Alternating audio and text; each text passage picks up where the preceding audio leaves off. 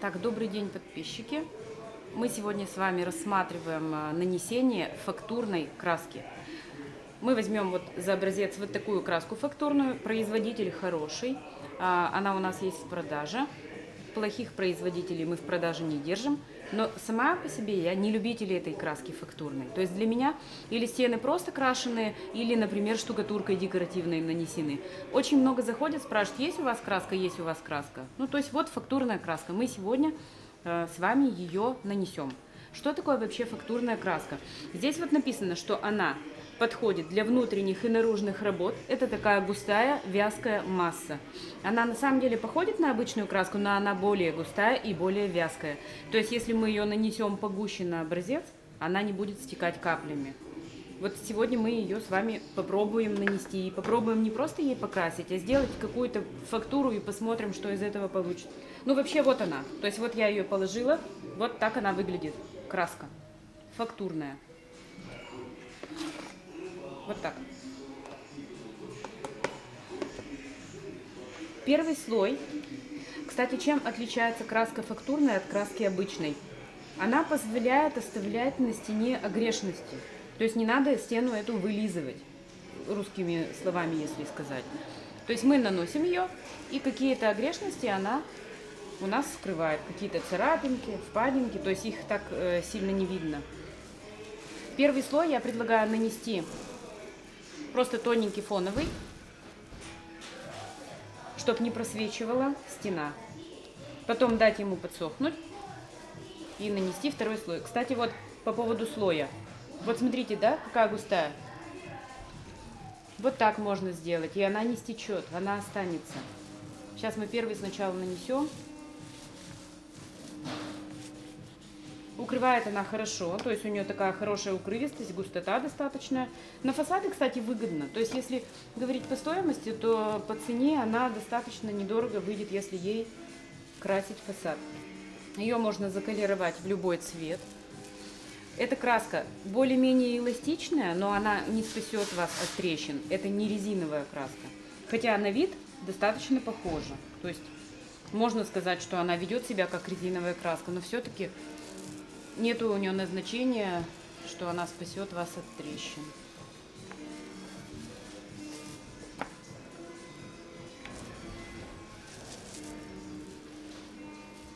Для чего мы сейчас красим первый слой и стараемся не создавать фактуру? Для того, чтобы просто укрыть и сделать фон. А вторым слоем мы уже попробуем что-то кистью изобразить.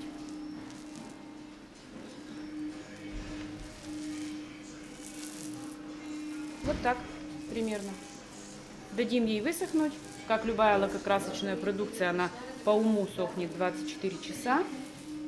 А по факту достаточно быстро первый слой высыхает. Часа 4, может так вот.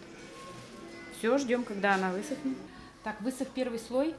Сразу же смотрите, обратите внимание, везде вот эти вот дефекты. Я очень надеюсь, что краска за второй слой своим рельефчиком скроет вот эти дефекты.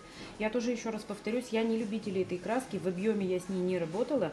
Я знаю, что ее достаточно легко наносить, но я больше предпочитаю штукатурку декоративную. Берем на кисточку вот так, она не капает, не стекает, и наносим. Вот смотрите. У нас прокрашивается все, что не прокрасилось за первый раз. И создается вот такой рисуночек. То есть мы можем делать крестообразными движениями, можем мы ее наносить волнистыми вот такими линиями. Сейчас по-всякому попробуем. И так, и так. Так, возьмем ведерко и будем макать прямо в ведерко. Напоминаю, краску используем этот производитель Браво. Находится завод в Татарстане. Мы возим товары этого завода, нам нравится. У них есть два направления, обе линейки мы используем. Краска, кстати, достаточно недорого стоит, то есть она подешевле, чем штукатурка декоративная.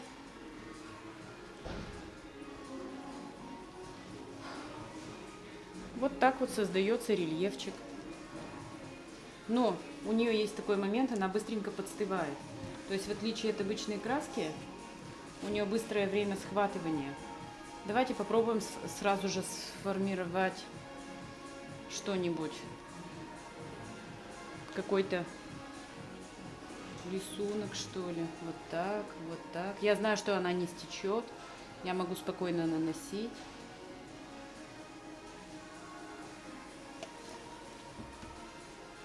Такие вот извилистые у нас линии будут.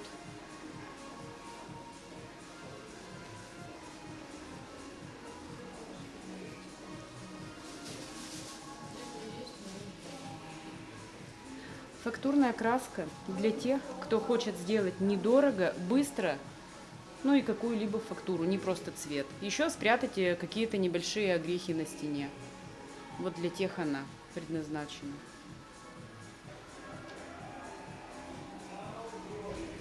Видим, да, что дефекты прячутся. Так, это у нас мусоринка, это не дефект. А дефекты, которые были на планшете, они у нас спрятались. Краска не стекает. Очень приятно, когда комментарии пишете. То есть это говорит о том, что мы работаем не зря, что кому-то оно нужно. Мы же не просто здесь трёмся. Нам это не надо, мы и так это знаем.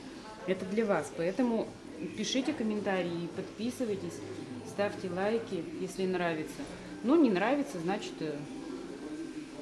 так и говорите, что не нравится. В принципе, кому не нравится, они и так не стесняются высказываться.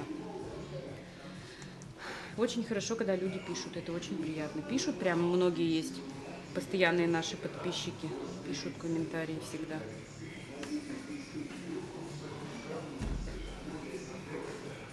Такая работа несложная, но муторная, я могу сказать. То есть растянуть вот эту краску, чтобы она понравилась. Как вам? Можно добавить, да? Видим, что она еще, конечно, рабочая, но уже подсыхающая. Я по цвету вижу, что она подсыхает.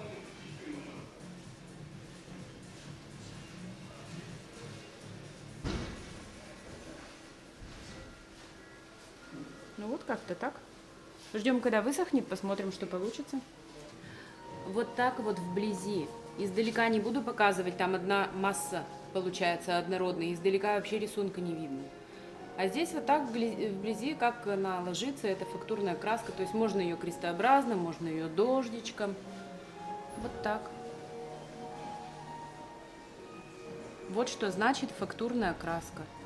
Еще раз спасибо всем тем, кто смотрит наш канал, кто ставит лайки, пишет комментарии, задает вопросы. Для тех, кто вообще просто смотрит со стороны, наблюдает и не участвует никак, ну просто смотрит, тоже большое всем спасибо.